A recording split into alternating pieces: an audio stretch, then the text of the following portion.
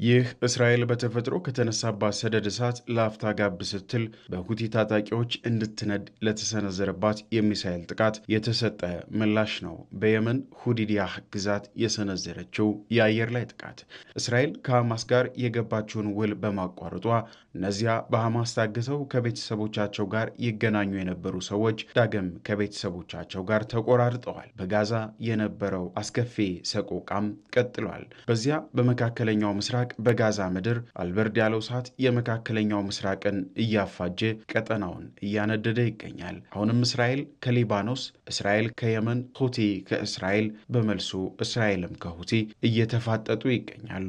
እስራኤል ከሐማስ ጋር ባደረገችው የተኩስ አቁም ስምምነት በርካቶች ቤተሰቦቻቸውን በደስታ ተቀላቅለው ነበር። ይሁንና ይህንን ውል ወደ ጎን ያሉት የእስራኤል ባለስልጣናት በጋዛ ዳግም ጦርነትን አስጀምረው ጋዛን ሙሉ በሙሉ ለመቆጣጠር የመጨረሻ የካቢኔ ውሳኔንም አስቀምጠው ይህ የመካከለኛው ምስራቅ ብጥብጥ በሁቲ እየተቀጣጠለ እስከ ቴልአቪቭ ቤንጎሪዮን አየር ማረፊያ ይነዳል። ሁቲ እስራኤል በጋዛ ለምታደርሰው ጥቃት ምላሽን በቀይ ባህር እሰጣለሁ ካለ ሰነባብቷል። የአሜሪካን ጨምሮ ግዙፍ የነጋዴ ሀገራት መርከቦችንም ለዚህ ዓላማው ሲል ያግታል። እስራኤልና የሁቲ ግጭት መዘዝ በከባባድ ምላሾች የታገዘ ነው። ከሰሞኑ የየመን ታጣቂ ቡድን በቴልአቪቭ ቤንጎሪዮን አየር ማረፊያ ላይ የሚሳኤል ጥቃትን ፈጽሟል።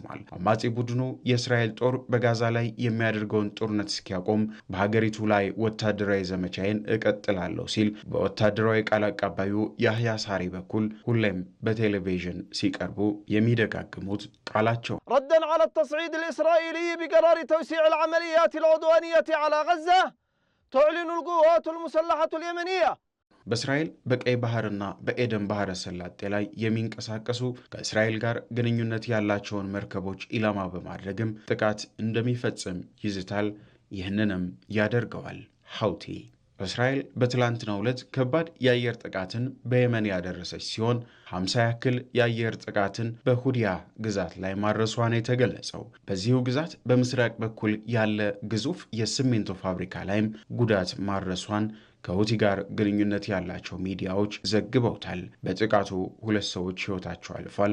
42ቱም ስለ መቁሰላቸውም ነው የተነገረው። ከየመኑ ሁቲ የሚሳኤል ጥቃት በኋላ የተደረገው ይህ ለጥቃቱ የተሰጠ ምላሽ የመካከለኛው ምስራቅን አሁንም በወላፈኑ እንዲለበለብ እያደረገው ነው። እስራኤል ምሽቱን በጋዛ፣ በሊባኖስ፣ በሶሪያ የአየር ጥቃትን ፈጽማለች። ይህ ደግሞ የመካከለኛው ምስራቅ በማይበርድ እሳት ውስጥ እንዲቀጥል አድርጎታል።